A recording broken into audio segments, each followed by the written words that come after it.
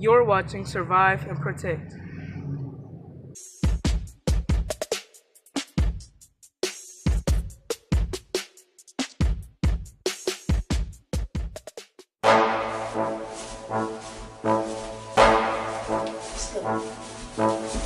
on, man. No. I try to help y'all out. Got anything else to say? Yeah, this is how you escape out of duct tape from around your ankles.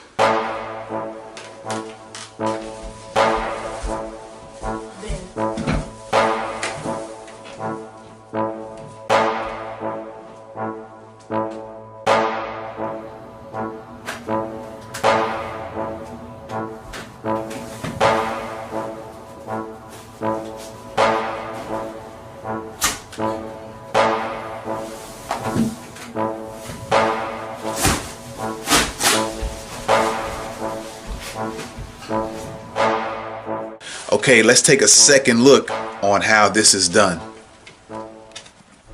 Okay, now if you guys want to know how to get out of duct tape when it's wrapped around your wrist, see my other video, how to free yourself from duct tape in an emergency. But what's important is I'm going to go over how to get out of your ankles. In slow motion, as you see me get up, I'm going to put my hands together, and I'll break that down in a minute, and I'm going to force myself down and it breaks the duct tape. Alright, and then I get up and I escape. Okay, so let me break this down real quick.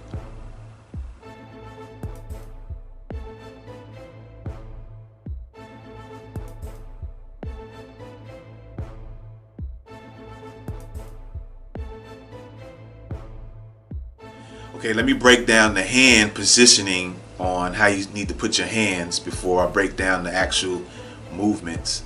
Okay, 3 different ways. You can pick which one you want to do. Come in a little closer. You got your hands, you can put your hands in a fist and just put them together like so. So if I was going down, I would just go like this. So that's one way. Another way is to put your hand in the fist, and it doesn't matter which one. Put your hand in the fist and put one hand over, doesn't matter which one. And then you can go down like this as well. That'll work. Also, you can also put your hand in like a half a fist. Here's the full one, but then you might put it that way, and you take your other hand and do the same thing you did with this one, and you just put it over that one. So it's kind of like you see the point as opposed to the knuckle part. You're just looking more at the point, and you can go down this way. Alright, so those are the 3 hand positions. You pick which one you comfortable with, practice and feel which one you're comfortable with, and you can just do in a hurry. Okay, so now let me break down how you would actually go down and split the tape. Okay, I'm gonna give you first a neck shot down, and then I'll show the feet as well. And let me give you a breakdown on how this works. I'm gonna turn sideways so you can see the body. So imagine I'm sitting in the video, you see me get in the chair and then come up and come down, okay? And I explained the hand positions. One over the fist, you can go down that way. You can put your fist together, go down that way. You could put like the tiger paw style, put one over the other.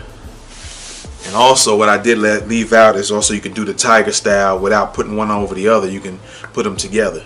I think I started out on the video holding it like this, and then when I came down I end up sliding both together and end up doing like the tiger paw style in that fashion, and in between the legs. So looking at it sideways, when I bend down, I'm sitting in the seat, and then I come back up to get my momentum, and then I put my hand in the position and I push in between the legs. So I'm using the back for the bend. Of course, I'm using the knees to bend as well, and so I'm using everything at the same time. And in between the legs, you're using all of your arm strength along with the strength of your body going down. Okay, So I'm just going to put my hands together like this to explain it. So you're going down as so, and you're using your legs, your body, you're pretty much using everything all the way up to the top. Your back muscles, your upper back muscles, shoulders, everything put into it. And when you come down, you go in between the legs, and what's working is your forearms are helping, you're using your legs to try to push out. Your forearms, as it's going in the middle of your legs, is also working to push as you're going in. And also while you're pushing down with force, you're also helping to work these legs to open up using your forearms, your elbow, as it's getting in between. So when I get up, you're coming down like so, and then it opens your legs, it tears, puts a pull on the duct tape, and it ends up snapping all that pressure, all that force between your legs, your forearms. You're using your upper back, your waist coming down, putting all your body weight in. All that is working to tear that duct tape out. So even if the duct tape came loose and it still was wrapped around your legs, you'll still be able to maneuver, or you can just simply rip the duct tape off and still get loose. So let me lower this down a little bit more and break it down a little bit more. Alright, to where the feet level is at. Okay, like I said, when you got duct tape around your ankles, you can only go so far. You can't open up like that. You won't be able to.